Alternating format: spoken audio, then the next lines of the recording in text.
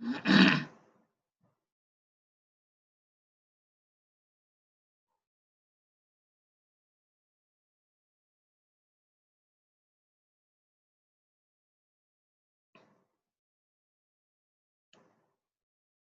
শিক্ষার্থীবৃন্দ, জাতীয় বিশ্ববিদ্যালয়ের অনলাইন ক্লাসে সবাইকে স্বাগতম। করোনাকালীন শিক্ষা কার্যক্রম চলমান রাখার স্বার্থে জাতীয় বিশ্ববিদ্যালয়ের উদ্যোগে অনলাইন ক্লাসে সংযুক্ত হতে পেরে আমি আনন্দিত। সবাইকে স্বাস্থ্যবিধি মেনে চলার আহ্বান জানাচ্ছি। কোভিড-19 কারণে সমগ্র পৃথিবী প্রায় বিপর্যস্ত। বাংলাদেশের ব্যতিক্রম নয়। সংকটে পড়ছে এদেশের কার্যক্রম, স্বাভাবিক কার্যক্রম, শিক্ষা ব্যবস্থা ব্যাহত হচ্ছে, কোমলমতি শিশুদের লেখাপড়া ব্যাহত হচ্ছে, এদেশের উচ্চশিক্ষা। জাতীয় বিশ্ববিদ্যালয় শিক্ষার্থীর দিক থেকে পৃথিবীর চতুর্থ বৃহত্তম বিশ্ববিদ্যালয়। এই বিশ্ববিদ্যালয়ের অধিভুক্ত কলেজ সমূহ এবং ইনস্টিটিউটের মাধ্যমে প্রায় 29 লক্ষ ছাত্রছাত্রী উচ্চশিক্ষা গ্রহণ করে থাকে। ছাত্রছাত্রীদের স্বপ্ন পূরণ করার লক্ষ্যে এবং কলেজ সমূহের শিক্ষা কার্যক্রম চালু রাখার নিমিত্তে জাতীয় বিশ্ববিদ্যালয় অনলাইন ক্লাসের আয়োজন করেছে। এটা একটি মহতী উদ্যোগ। এই উদ্যোগকে আমি সাধুবাদ জানাই এবং জাতীয় বিশ্ববিদ্যালয় কর্তৃপক্ষকে ধন্যবাদ জানাই। শিক্ষার্থীবৃন্দ, আশা করি তোমরা ভালো আছো, সুস্থ আছো, নিরাপদে আছো এবং ঘরে বসে শিক্ষা কার্যক্রম চালিয়ে যাচ্ছ। অনলাইন ক্লাসের এই ধারাবাহিকতায় তোমাদের সঙ্গে আজকে আমার এই আয়োজন। যারা ইসলামের ইতিহাস ও সংস্কৃতি বিষয়ে সম্মান শ্রেণীতে লেখাপড়া করছো এবং বি অনার্স প্রথম বর্ষে যারা অধ্যয়ন করছো, তাদেরকে নিয়েই আমার আজকের আয়োজন।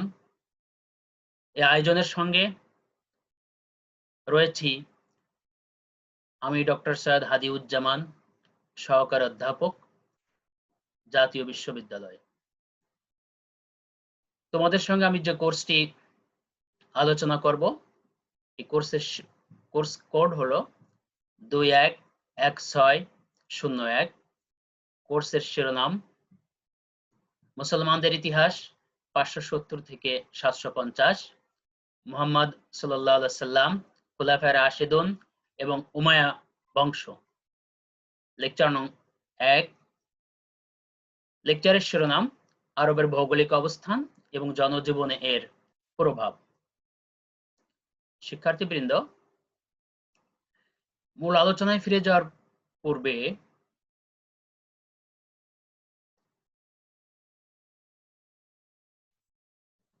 আমরা একটি ম্যাপ দেখতে পাচ্ছি।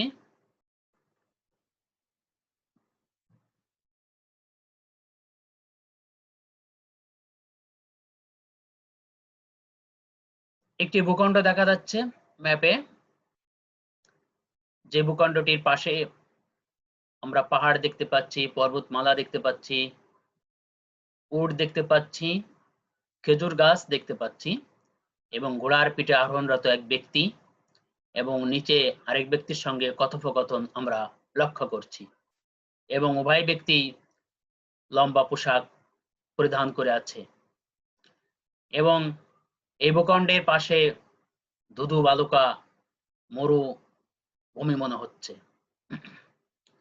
শিক্ষার্থীবৃন্দ, এই ভূখণ্ড এবং তার পার্শ্বের যে চিত্রগুলো আমরা লক্ষ্য করলাম, এ থেকে আমরা উপলব্ধি করতে পারছি যে এমন একটি ভূখণ্ডের ইতিহাস আমরা পড়ব যে ভূখণ্ডে মরুভূমি আছে, যে ভূখণ্ডে পাহাড় পর্বত আছে, উট আছে, ঘোড়া আছে, খেজুর গাছ আছে এবং মানুষগুলো লম্বা পোশাক পরিধান করে। সুতরাং আমরা যদি লক্ষ্য করি যে এটা আধুনিক কালের কোনো ইতিহাস নয় বা আধুনিক কালের কোনো মানুষের জীবন যাপনের কোনো লক্ষণ এর মাঝে আমরা লক্ষ্য করছি না। নিঃসন্দেহে এটি অনেক আগের ইতিহাস। শিক্ষার্থীবৃন্দ, তাহলে তোমরা চিন্তা করো যে আমরা কোন জায়গার ইতিহাসটি পড়ব। আমরা আজকের টপিক আলোচনার পূর্বে কোর্স সম্পর্কে একটু ধারণা নেই। আমাদের কোর্সের নাম মুসলমানদের ইতিহাস 570 থেকে 750, মুহাম্মদ সাল্লাল্লাহু আলাইহি সাল্লাম, খুলাফায়ে রাশিদুন এবং উমাইয়া বংশ। মুসলমানদের ইতিহাস। মুসলমান ফার্সি শব্দ, এর অর্থ আত্মসমর্পণকারী, আত্মনিবেদনকারী, যারা আল্লাহর প্রতি আস্থা স্থাপন করে এবং আল্লাহকে একক হিসেবে স্বীকার করে এবং যারা আল্লাহর প্রতি সারেন্ডার করে, সাবমিশন করে, সেই মানুষগুলোর নাম হলো মুসলমান। এবং এটা একটি জাতি, যা জাতির একটি বিশেষ ঐতিহ্য আছে, ইতিহাস আছে। আমাদের কোর্স মুসলমানদের ইতিহাস। ইতিহাস হলো mirror of the past, events of the past and lesson for the present and future. অতীতের দর্পণ, অতীতের ঘটনাপঞ্জি, যা থেকে শিক্ষা নিয়ে একটি জাতি বা একটি গোষ্ঠী তার বর্তমান এবং ভবিষ্যৎকে রচনা করে থাকে। সুতরাং মুসলমানদের ইতিহাস মুসলিম জাতির ঘটনাপঞ্জি, তাদের অতীত যে ঘটনা সমূহ, তাদের লাইফস্টাইল, এটা হলো মুসলমানদের ইতিহাস। মুসলমানদের ইতিহাস তাহলে একটি বিশেষ ইতিহাস, একটি বিশেষ জাতির ইতিহাস, যে জাতির একটি ঐতিহ্য আছে, ইতিহাস আছে এবং এই জাতির জীবনবোধ আছে, একটি সুন্দর জীবনশৈলী আছে এবং একেশ্বরবাদী ধারণার বশবর্তী হয়ে জাতিগোষ্ঠী তাদের জীবনকে পরিচালনা করে, তাদের সামাজিক, রাজনৈতিক, অর্থনৈতিক, সাংস্কৃতিক, ধর্মীয় এবং রাষ্ট্রীয় সকল বিষয়গুলি এই ইতিহাসের অন্তর্ভুক্ত। সুতরাং মুসলমানদের ইতিহাস হলো একটি উন্নত জাতির একটি বিশেষ ইতিহাস। আমাদের কোর্সের মাঝে একটি টাইম ফ্রেম দেওয়া রয়েছে 570-750। তাহলে আমরা বুঝতে পারলাম যে আমরা আজকের এই কোর্সে যে বিষয়টি আলোচনা করব সেটা হলো মুসলমানদের ইতিহাস। কিন্তু কোন সময়ের ইতিহাস আমরা পড়ব তার একটি টাইম ফ্রেম দেওয়া রয়েছে 570। আমরা জানি যে মুসলমানদের সর্বশেষ নবী এবং মুসলমানদের প্রিয় নবী মুহাম্মদ সাল্লাল্লাহু আলাইহি সাল্লাম 570 খ্রিস্টাব্দে মক্কা নগরে জন্মগ্রহণ করেছিলেন এবং তার জন্মকালটাকেই আমাদের এই কোর্সের সূচনা কাল হিসাবে নির্ধারণ করা হয়েছে। এরপর রয়েছে 750, মাঝে 180 বছর। এই 180 বছরের ইতিহাস, তাহলে আমরা বুঝতে পারলাম যে মহানবী সাল্লাল্লাহু আলাইহি সাল্লামের জন্ম হয়েছে 570, তিনি ইন্তেকাল করেছেন 632 খ্রিস্টাব্দে এবং তার ইন্তেকালের পরে 632 থেকে 661 খ্রিস্টাব্দ পর্যন্ত খুলাফা রাশিদুন অর্থাৎ 4 জন খলিফা মুসলিম সাম্রাজ্যকে পরিচালনা করেছেন এবং 661 সালে হযরত আলীর শাহাদাতের মধ্য দিয়ে খুলাফা রাশিদুনের পরিসমাপ্তি ঘটেছে এবং 661 সালে নতুন একটি রাজবংশের উত্থান ঘটেছে, যেটির নাম উমাইয়া বংশ। এই বংশটি 661 থেকে 750 খ্রিস্টাব্দ পর্যন্ত দীর্ঘ 90 বছর মুসলিম সাম্রাজ্য শাসন করেছে। তাহলে আমাদের এই কোর্সে আমরা 3 স্তরের ইতিহাস পড়ব। একটি মহানবী সাল্লাল্লাহু আলাইহি সাল্লামের ইতিহাস, খুলাফায়ে রাশিদুনের 4 জন খলিফার ইতিহাস, সর্বোপরি উমাইয়া বংশের 14 জন খলিফার ইতিহাস, যার সমাপ্তি ঘটবে 750 খ্রিস্টাব্দে গিয়ে। তাহলে আমরা কোষ সম্পর্কে আমরা ধারণা পেলাম। এখন আমরা আমাদের মূল যে টপিক, যে লেকচার, আমরা সেখানে ফিরে যাব। আমাদের টপিকটি আরবের ভৌগোলিক অবস্থান, জনজীবনের প্রভাব।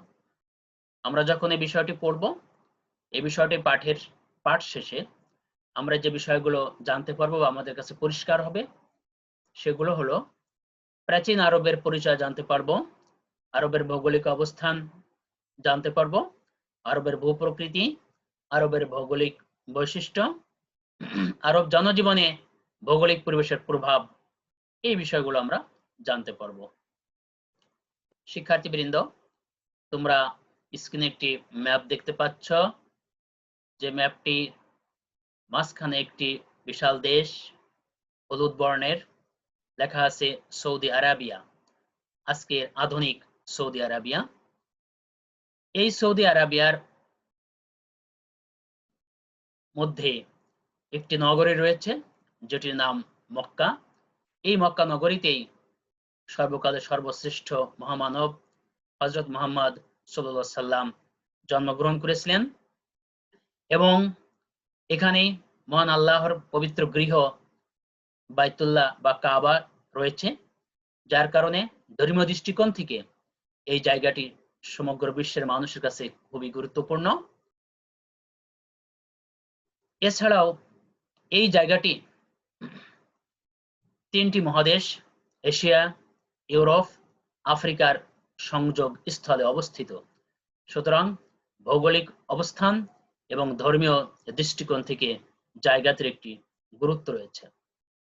যা হোক, আমরা আমাদের টপিকের যে প্রথম অংশ, ভৌগোলিক অবস্থান, আমরা স্ক্রিনে একটি ম্যাপ দেখতে পাচ্ছি। এই ম্যাপের মাঝখানে একটি বিশাল দেশ বা ভূখণ্ড আমরা লক্ষ্য করছি। এটা অনেকটাই ঘিয়ে কালারের বা ঘিয়ে রঙের।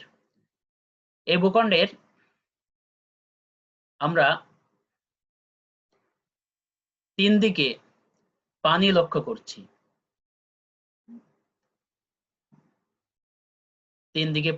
করছি, আর একদিকে স্থলভাগ আমরা দেখতে পাচ্ছি।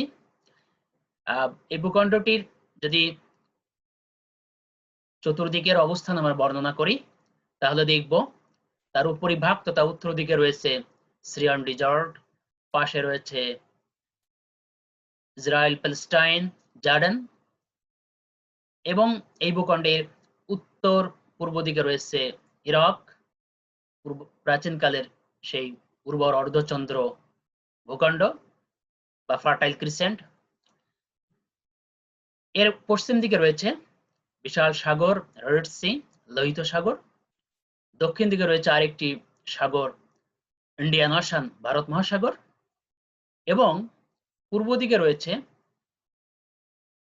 আরেকটি সাগর, পার্সিয়ান গালফ, পারস্য উপসাগর, এবং গালফ অফ ওমান, ওমান উপসাগর। তাহলে আমরা কি দেখলাম? যে একটি বিশাল ভূখণ্ড, যে ভূখণ্ডটির তিন দিকে জল দ্বারা পরিবেষ্টিত এবং শুধু উপরিভাগ বা একদিকে স্থলভাগ দ্বারা পরিবেষ্টিত। এটাকে একটি উপদ্বীপ আমরা বলতে পারি, বা ত্রিভুজ আকৃতির একটি উপকূল,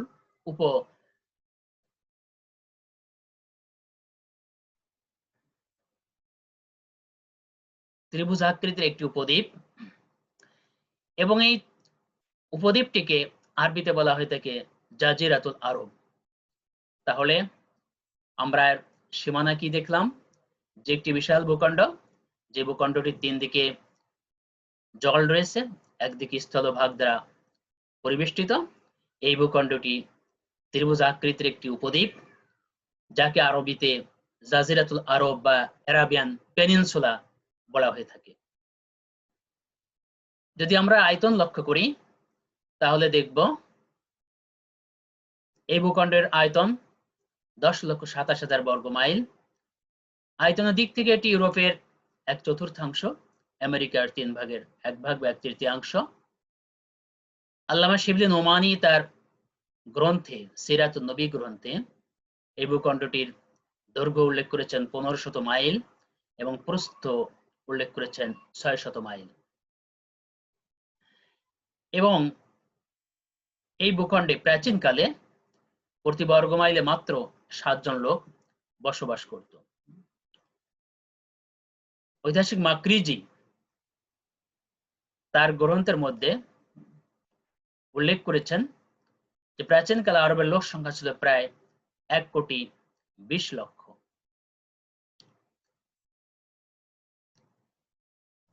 এখন আমরা আরব ভূখণ্ডের আরো কিছু ভৌগোলিক বৈশিষ্ট্য উল্লেখ করব।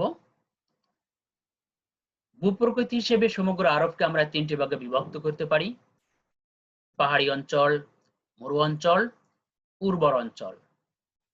আমরা পশ্চিম দিকে লোহিত সাগর দেখতে পাচ্ছি।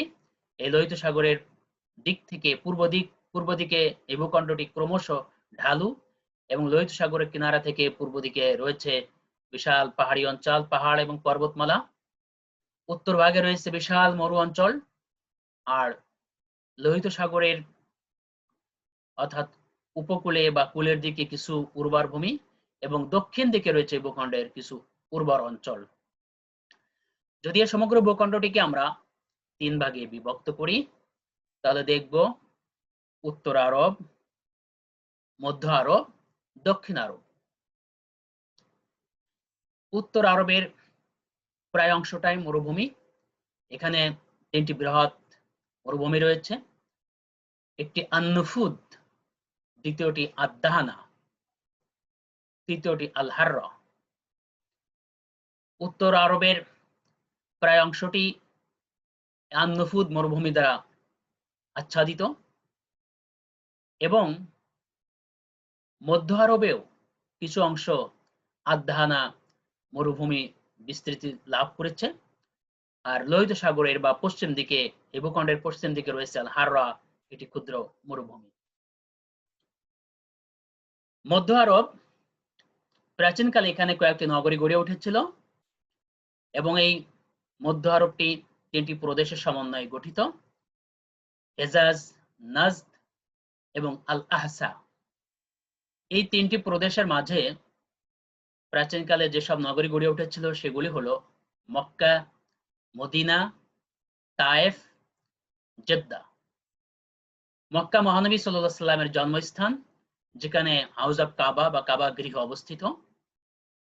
মদিনায় মহানবী সাল্লাল্লাহু আলাইহি সাল্লাম হিজরত করেছিলেন, সেখানে তার রওজা মুবারক রয়েছে এবং তার জীবনের যে মিশন এই মদিনাতেই তিনি সম্পন্ন করেছিলেন। আর তায়েফ, যেটা এখানে মহানবী সাল্লাল্লাহু আলাইহি সাল্লাম ইসলাম প্রচারের জন্য গমন করেছিলেন।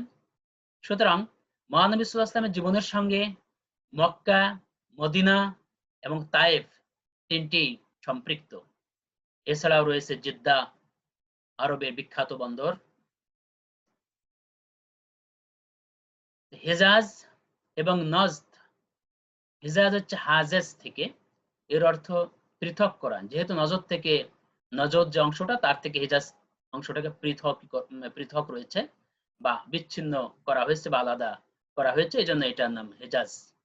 নজদ একটি উঁচু ভূমি, এটা প্রাচীনকালে সৌদ রাজবংশ এটাকে শাসন করত এবং প্রাচীনকালে এই নজদের উত্তর অংশে জঙ্গে বাসুস, ইতিহাসগত জঙ্গে দাহিস সংগঠিত হয়েছিল, যেটা প্রায় 40 বছর কাল স্থায়ী হয়েছিল।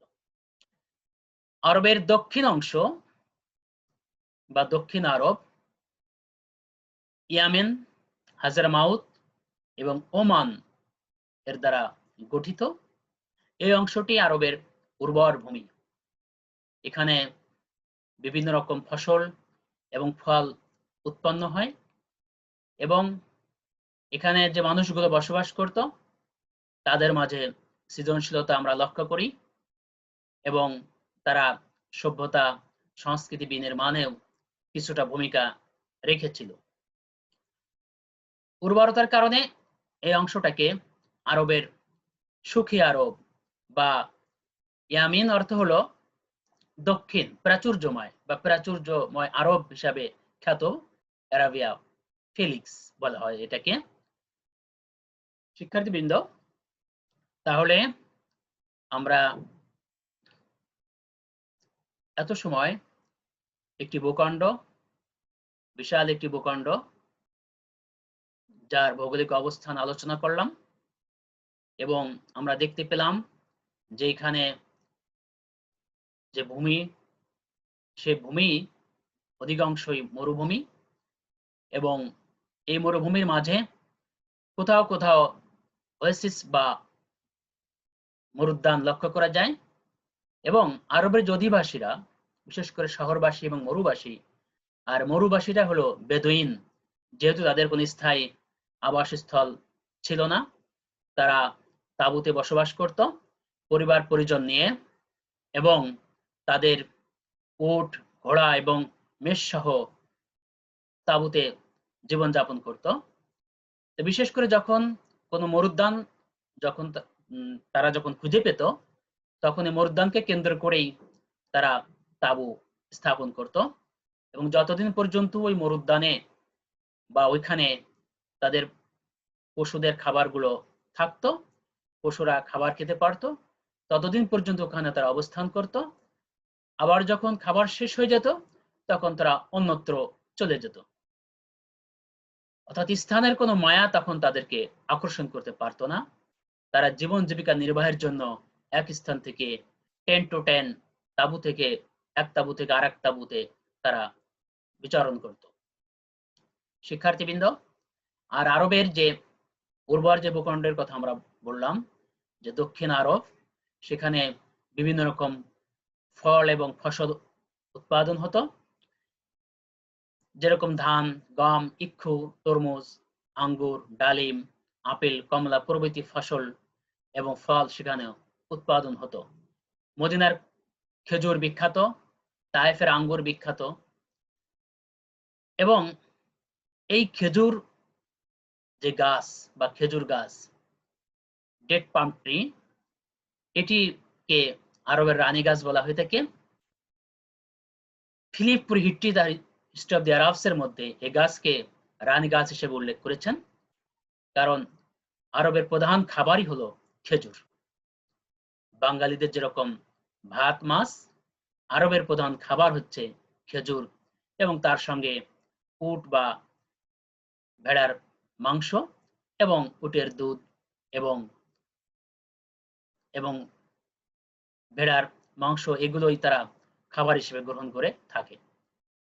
জীবজন্তুর মধ্যে প্রাচীনকালে আমরা আরবে লক্ষ্য করি উট, ঘোড়া, ভেড়া এবং দুম্বা। উট হচ্ছে আরবের সব থেকে বেশি প্রিয় জিনিস এবং এটা তাদের একমাত্র চলার বাহন। ধুধু মরুভূমির মাঝে উপরের উত্তাপ এবং নিচের গরম বা বালু, এই গরম বালুর উপরে উটের পিঠে আরোহণ করে তারা মাইল থেকে মাইল বা শত শত মাইল তারা পাড়ি জমাতো, এক স্থান থেকে আরেক স্থান তারা গমন করত। তাহলে উটই ছিল তাদের একমাত্র বাহন, যার পৃষ্ঠে তারা আরোহণ করে চলাফেরা করত। পাশাপাশি উটের দুধ তারা পান করত, উটের গোশত তারা খেত এবং এই উটই ছিল তাদের ঐশ্বর্যের একমাত্র অবলম্বন। সুতরাং উট যেখানে উন্নত, আরবরাও সেখানে উন্নত, এই উক্তিটি করেছেন খোলাফা রাশিদিনের দ্বিতীয় খলিফা হযরত ওমর। প্রিয় শিক্ষার্থীবৃন্দ, তাহলে আমরা দীর্ঘ সময় ধরে আরবের ভৌগোলিক অবস্থান এবং তাদের উৎপন্ন বা উৎপাদিত ফসল, তাদের জীবন জীবিকা নির্বাহের যে উপকরণগুলো, সে বিষয়গুলো নিয়ে আমরা আলোচনা করলাম। এখন আমাদের নির্ধারিত টপিকের দ্বিতীয় অংশ, আরব জনজীবনে ভৌগোলিক পরিবেশের প্রভাব। আমরা জানি কোন স্থানের গণমানুষ বা জনসাধারণের উপরে ওই স্থানের ভৌগোলিক পরিবেশের প্রভাব বিশেষভাবে পরিলক্ষিত হয়। আরব ভূমি এর থেকে ব্যতিক্রম নয়। আমরা লক্ষ্য করি যে মাথার উপরে সীমাহীন আকাশ, নিচে ধুধু মরুভূমি। সুতরাং আমাদের মতো উর্বর ভূমিতে তারা নিঃসন্দেহে বসবাস করতো না। তারা খুব কষ্ট করে, পরিশ্রম করে, ধৈর্যের সাথে সংগ্রামী জীবনযাপন তারা করত। সুতরাং এই প্রাকৃতিক যে বন্ধুর পরিবেশ, এই পরিবেশ তাদেরকে অনেক কিছু শিখিয়েছে, অনেক গুণ তাদেরকে আয়ত্ত করতে বাধ্য করেছে। আবার তাদের চরিত্রে বা তাদের মননে অনেক রুক্ষতা, শুষ্কতা এবং নৃশংসতা আমরা লক্ষ্য করি। তাহলে আমরা এখন দেখব যে ভৌগোলিক পরিবেশ তাদের চরিত্রের উপরে, তাদের মননের উপরে, জীবনের উপরে কি প্রভাব ফেলছে। প্রথমেই আমরা দেখি এই পরিবেশ তাদেরকে ধৈর্যশীল এবং পরিশ্রমী করেছে। মরুময় রুদ্র প্রকৃতির সঙ্গে লড়াই করে জীবন যাপন করতে হলে আরবগণ অবশ্যই ধৈর্যশীলতার পরিচয় দিতে বাধ্য হয়েছে। তারা কর্মঠ এবং পরিশ্রমী জাতিতে পরিণত হয়েছে, কারণ তাদেরকে খাদ্যের জন্য, তাদেরকে বসবাসের জন্য সংগ্রাম করতে হয়েছে এবং এই সংগ্রাম করতে গিয়ে তাদেরকে ধৈর্যের পরিচয় দিতে হয়েছে। দ্বিতীয় পয়েন্ট, সংগ্রামী জীবন। তাদের জীবন যদি আমরা বিশ্লেষণ করি তাহলে দেখব রৌদ্র দগ্ধ উত্তপ্ত বালুকা, লু হাওয়া অর্থাৎ গরম হাওয়া এবং সাইমুম অর্থাৎ বালুর ঝড়, এরকম প্রতিকূল পরিবেশের মধ্যে এবং একদিকে পর্বতমালা, অপরদিকে উত্তপ্ত মরুভূমি, এর মাঝেই তাদেরকে জীবন চালাতে হয়েছে। সুতরাং এখানে বসবাস করার জন্য এবং জীবন পরিচালনা করার জন্যই তাদেরকে সংগ্রামী হতে হয়েছে। তৃতীয় পয়েন্ট, যাযাবরী জীবন। আরবের অধিবাসীদেরকে আমরা যদি দুই ভাগে বিভক্ত করি, একটি শহরবাসী, অপরটি মরুবাসী। এই মরুবাসীরাই যাযাবরী জীবন যাপন করত। এটা প্রতিকূল ভৌগোলিক পরিবেশের কারণে তারা যাযাবর হতে বাধ্য হয়েছিল। তাদের আহার এবং পশুদের খাদ্য সন্ধানের জন্য তারা এক স্থান থেকে অপর স্থান, এক তাঁবু থেকে আর এক তাঁবুতে তারা চলাফেরা করত এবং যাযাবরী জীবন যাপনে অভ্যস্ত হতো বা অভ্যস্ত হয়ে পড়েছিল। শিক্ষার্থীবৃন্দ, তোমরা স্ক্রিনে তিনটা ছবি দেখতে পাচ্ছ। উপরে একটি ছবি দেখো, সেখানে কিছু ব্যক্তি বসে আছে একটি তাঁবুর নিচে আর তাঁবুর বাইরে, পাশে পর্বতমালা এবং তার পাশে রয়েছে একটি উট। তারপর আরেকটি ছবি তোমরা লক্ষ্য করছো, যেখানে মরুভূমির মাঝে কয়েকটি উট এবং তাদের মাউতগুলো তারা হেঁটে যাচ্ছেন। আরেকটি ছবি তো লক্ষ্য করছো যে বিশাল মরুভূমির মাঝে আরবরা অর্থাৎ উট নিয়ে এগিয়ে চলছে এবং উটের পিঠে তাদের মাল সামান রয়েছে এবং একজন উটের মাউত বা উটের আরোহণকারী ব্যক্তি উটের রশি ধরে সামনের দিকে এগিয়ে যাচ্ছে। শিক্ষার্থীবৃন্দ, আমরা আলোচনা করছিলাম জনজীবনে ভৌগোলিক পরিবেশের প্রভাব। পরবর্তী পয়েন্ট, গোত্রীয় জীবন পদ্ধতি। তোমরা একটি ছবি লক্ষ্য করছো যে পর্বতমালার পাশে একটি তাঁবু রয়েছে এবং এই তাঁবুতে কয়েকজন মানুষ বসে আছে এবং পাশে একটি ঘোড়া দাঁড়িয়ে আছে এবং ঘোড়ার পাশে তার সেই একজন ব্যক্তি লম্বা পোশাক পরে, শিরস্ত্রাণ পরে, কোমরে বেল্ট বেঁধে দাঁড়িয়ে আছে। তার মানে এই যে মিলেমিশে থাকার যে ধারণা, এটাই হচ্ছে তাদের গোত্র ব্যবস্থা অর্থাৎ গোত্রীয় জীবন। কয়েকটি পরিবার মিলে একটি গোত্র গঠিত হতো এবং এই গোত্রের লোকেরা, স্ব গোত্রের লোকেরা একজন দলপতির নেতৃত্বে দলবদ্ধ এবং সংঘবদ্ধ হয়ে বসবাস করত এবং গোত্রের মাঝে যিনি সিনিয়র এবং বয়োজ্যেষ্ঠ তাকে তারা দলপতি বা শেখ নির্বাচন করত।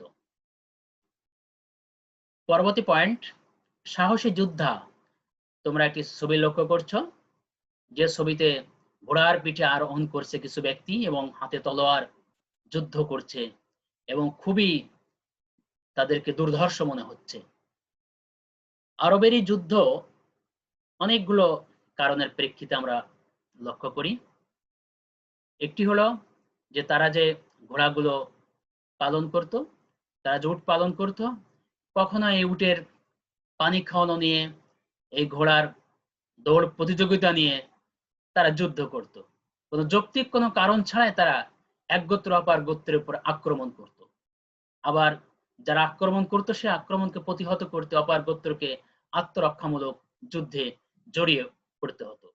তাহলে আমরা বুঝতে পারলাম যে আক্রমণাত্মক ও আত্মরক্ষামূলক উভয় প্রকার যুদ্ধে পারদর্শিতা অর্জন করেছিল আরব জাতি। বৈদেশিক আক্রমণ থেকে অব্যাহতি, পরের পয়েন্ট। আমরা জানি যে তিন দিকে পানি, একদিকে মাটি, বা তিন দিকে জল, একদিকে স্থলভাগ দ্বারা পরিবেষ্টিত আরব ভূখণ্ড। প্রাচীনকালে এই আরব ভূখণ্ডটি তাদেরকে বহিরাক্রমণ থেকে রক্ষা করেছে তাদের ভৌগোলিক অবস্থান। এটা একদিকে যেমন তাদেরকে কষ্ট দিয়েছে, যেহেতু খাদ্য এবং পানির যথেষ্ট অভাব সেখানে ছিল, দুঃসহ তাপ, তারপরে স্বাভাবিক যে স্থলপথ এটা না থাকার কারণে তাদেরকে অনেক কষ্ট করে জীবনযাপন করতে হয়েছে। এটা তাদের জন্য কষ্টের একটা দিক। কিন্তু তাদের ভালো দিকটি হলো যে এরকম মরুভূমি এবং খাদ্য পানির অভাব, এরকম একটি জায়গার যে জায়গার প্রতি বিদেশিদের নজর তেমন ছিল না। এবং আমরা জানি যে আলেকজান্ডার দ্য গ্রেট, যিনি ইউরোপ থেকে এসে মিশর জয় করেছেন, পারস্য জয় করেছেন, কিন্তু আরবরা তার কাছে মাথা নত করেনি। সুতরাং বৈদেশিক আক্রমণ সাধারণত হয়ে থাকে। আমরা যে কারণগুলো এই আক্রমণের পিছনে লক্ষ্য করি তার একটি বিশেষ কারণ হচ্ছে যদি কোনো উর্বর ভূমি থাকে, প্রচুর ধন সম্পদ থাকে, এবং এই ধন সম্পদের লোভে অফুরন্ত সম্ভাবনা যদি থাকে, সেই সম্ভাবনাকে কাজে লাগানোর জন্য বা ধন সম্পদ সংগ্রহের জন্য আমরা দেখি বৈদেশিক আক্রমণ হয়ে থাকে। আমরা যদি ভারতীয় উপমহাদেশের কথা বলি, যে প্রাচীনকালে এখানে আলেকজান্ডার ভারত আক্রমণ করেছেন, আরবরাও এখানে ভারতের প্রতি আকৃষ্ট হয়েছে। গজনীর সুলতান মাহমুদ তিনিও আক্রমণ করেছেন, তুর্কিরা এই ভারতে আক্রমণ করেছেন বা এসেছেন। এটার পিছনে ছিল এখানের অফুরন্ত সম্ভাবনা বা প্রচুর ধন সম্পদ। এবং আমরা দেখেছি বা আমরা জানি যে সুলতান মাহমুদ অর্থাৎ তিনি 17 বার ভারত আক্রমণ করে প্রত্যেকবার এখানে ধন সম্পদ নিয়ে গজনীতে ফিরে গিয়েছেন। সুতরাং আরব ভূখণ্ড, যে ভূখণ্ডটি আমরা দেখতে পাই বিশাল মরুভূমি, এই মরুভূমিতে আর কেউ আগমন করেনি, কেউ এটাকে দখল করার জন্য চেষ্টাও করেনি বা এটার প্রতি কেউ আকৃষ্ট হয়নি। সুতরাং তাদের ভৌগোলিক অবস্থান বৈদেশিক আক্রমণ থেকে তাদেরকে রক্ষা করেছে। এটা ছিল তাদের জন্য একটি পজিটিভ সাইন। আরেকটি পয়েন্ট, স্বাধীন জীবন। এটা আরবদের সম্পদ। মাথার উপর সুবিশাল আকাশ, পদতলে সীমাহীন মরুভূমি, স্বাধীন আবহাওয়ায় মানুষে আরবগণ স্বাধীনতাকে জীবনের পরম সম্পদ হিসেবে মনে করত। আমরা জানি যে আরব জাতি কখনো কারো কাছে মাথা নত করেনি, কারো কর্তৃত্ব তারা মেনে নিতে সহসাই চাইতো না। এবং এটা আমরা ইসলামের ইতিহাস পড়তে গিয়ে লক্ষ্য করি যে মুহাম্মদ সাল্লাল্লাহু আলাইহি ওয়াসাল্লামের ইন্তেকালের পরপরই রিদ্দার যুদ্ধ হয়েছে, তারা আবার সেই তাদের পূর্বের ধর্মে তারা ফিরে যাওয়ার জন্য চেষ্টা করেছে, অনেকেই ফিরে গিয়েছে। অর্থাৎ কারোর কর্তৃত্ব তারা সহসায় মেনে নিত না। এই যে গোত্র জীবন পদ্ধতি বা গোত্রীয় জীবন পদ্ধতি, এই জীবন পদ্ধতির কারণে তাদের নিজ নিজ গোত্রের মাঝে তাদের সম্পর্ক ছিল এবং তারা ভালোভাবে জীবনযাপন করত। কিন্তু অন্য গোত্রের নিকট কখনো তাদের স্বাধীনতা তারা কখনো বিসর্জন দিত না, অন্য জাতির কাছেও তারা কখনো স্বাধীনতা বিসর্জন দিত না। সুতরাং স্বাধীনতা অর্জন ছিল আরবের একটি বড় সম্পদ। পরবর্তী পয়েন্ট, ঢিলেঢালা বৃহৎ পোশাক। লু হাওয়া, সাইমুম বা ঝড় উত্তপ্ত বালুকা মিশ্রিত আবহাওয়া থেকে আত্মরক্ষার জন্য আরবরা এই ঢিলেঢালা বা লম্বা আলখেল্লা পোশাক, মাথায় পাগড়ি এবং কোমরে কোমরবন্ধ বা বেল্ট তারা পরিধান করত। আমরা ছবিতে লক্ষ্য করেছি যে উটের সামনে কিছু ব্যক্তি রয়েছে এবং তাদের প্রত্যেকেই অর্থাৎ আলখিল্লা লম্বা সাদা পোশাক পরিধান করেছে, মাথায় পাগড়ি বা শিরস্ত্রাণ এবং কোমরে তাদের কোমরবন্ধ বা বেল্ট রয়েছে। কাব্য প্রতিভা আরবদের এই বেদুইন জাতিগোষ্ঠীর একটি বিশেষ চরিত্র বা ভৌগোলিক পরিবেশের একটি প্রভাব। তারা স্বাধীন জীবন যাপন করত, এখানে ওখানে ঘোরাফেরা করত এবং তারা এক তাঁবু থেকে আর এক তাঁবুতে বসবাস করত। এই যে নৈসর্গিক দৃশ্য, বৈচিত্র্যময় পরিবেশ মরুভূমিতে বসবাসকারী বেদুইনদেরকে গভীরভাবে আত্মসচেতন এবং কাব্যিক ভাবধারায় অনুপ্রাণিত করে। এবং আমরা জানি প্রাচীনকালে আরবরা কাব্য সম্ভারের দিক থেকে সব থেকে বেশি সমৃদ্ধ এবং তাদের স্মৃতিশক্তি অত্যন্ত প্রখর হওয়ার কারণে তারা যত্রতত্র কবিতা রচনা করতে পারত এবং এগুলো তারা উল্লেখ করত বা কবিতা তারা অন্যদের কাছে অর্থাৎ বলতো, শোনাতো। এবং আমরা জানি যে প্রাচীনকালে আরব একটি মেলা হতো, যে মেলাটির নাম উকাজ মেলা, এবং এই মেলায় ঘোড়দৌড়, বিভিন্ন রকমের জিনিস ক্রয় বিক্রয় পাশাপাশি কবিদের সেখানে একটি মেলা হতো এবং আরব ভূখণ্ডে সকল নামি দামি কবিরা সেখানে উপস্থিত হতেন এবং তাদের কবিতা তারা পেশ করতেন। এবং যে বিচারকদের বিচারের যে সকল কবির কবিতা সব থেকে বেশি সুন্দর হতো এবং হৃদয়গ্রাহী এবং সাবলীল ভাষায় রচিত যে কবিতাগুলো প্রথম স্থান অধিকার করত, এই কবিতাগুলো হাউস অফ কাবা বা কাবা গৃহের দরজায় বা ওয়ালে ঝুলিয়ে দেওয়া হতো। এইভাবে 7 বছরে 7টি কবিতা বা 7 জন কবির কবিতা বিশেষ স্থান অধিকার করেছিল, যাদেরকে বলা হয়ে থাকে সাবা মুআল্লাকা, সপ্ত ঝুলন্ত কবিতা। এবং এই কবিদের মধ্যে সব থেকে শ্রেষ্ঠ কবি ছিলেন ইমরুল কাইস, যাকে আরবদের শেক্সপিয়ার বলা হয়ে থাকে। এছাড়াও আর অনেক কবি ছিলেন যে কবিতা আরবদেরকে যুদ্ধে অনুপ্রাণিত করত এবং এই কবিতা ছিল তাদের জীবনের অর্থাৎ বড় সম্পদ। এটাকে বলা হয়ে থাকে আশের ও দেওয়ানুল আরব, অর্থাৎ public register of the Arabs, আরবদের লাইফস্টাইল, জীবনপঞ্জি হলো কবিতা। এর মাঝে আমরা তাদের জীবনের সবকিছু আমরা খুঁজে পাই। সর্বশেষ আরেকটি পয়েন্ট, নৃশংসতা। প্রতিকূল পরিবেশে বসবাস করার কারণে আমরা লক্ষ্য করি তাদের মাঝে ধৈর্যের পাশাপাশি নৃশংসতাও আমরা লক্ষ্য করি এবং তারা দেখা যাচ্ছে গোত্রে গোত্রে বিভক্ত হয়ে একে অপর একটি গোত্র আরেকটি গোত্রের উপর যুদ্ধে ঝাঁপিয়ে পড়তো, লুটতরাজ করত এবং কোনো বিশেষ কারণ ছাড়াই তারা একে অপরকে আঘাত করত। এটা ছিল তাদের চরিত্রের একটি বৈশিষ্ট্য। শিক্ষার্থীবৃন্দ, আমরা আমাদের আলোচনার শেষ পর্যায়ে চলে এসেছি।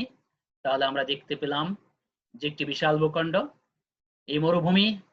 এই মরুভূমিতে বসবাসকারী আরব জাতি, যারা অন্য জাতি বিশেষ করে আসিরীয়, ব্যাবিলনীয়, প্রাচীনকালে এই সমস্ত সভ্যতার নিয়ামক তারা গ্রহণ করেছে এবং এই গ্রহণ করার যে প্রবণতা তাদের মাঝে আমরা লক্ষ্য করি এবং পরবর্তী তারা ইসলামকে এভাবেই আলিঙ্গন করে এবং ইসলামের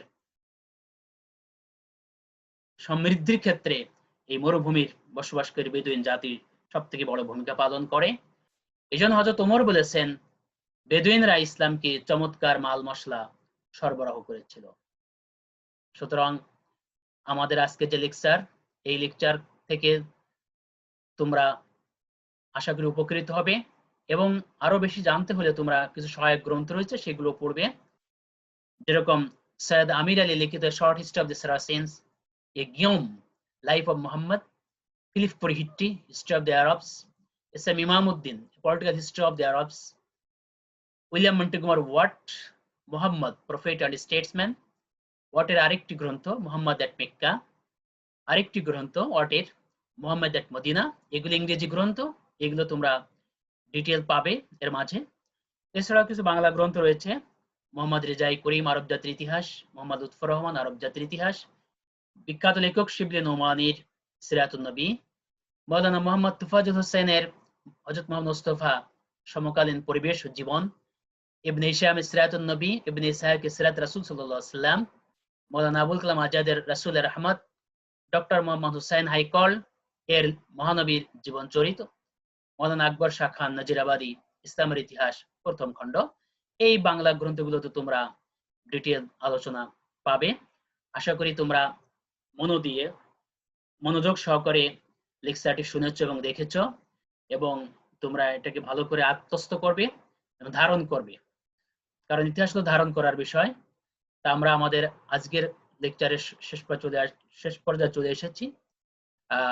তোমরা ভালো থাকবে, সুস্থ থাকবে, নিরাপদে থাকবে, স্বাস্থ্যবিধি মেনে লেখাপড়া করবে। সবাইকে ধন্যবাদ। আগামী দিন আরো একটি ক্লাস তোমাদের সঙ্গে মিলিত হবে, এই প্রত্যাশা রেখেই আজকে শেষ করছি। Thank you everyone.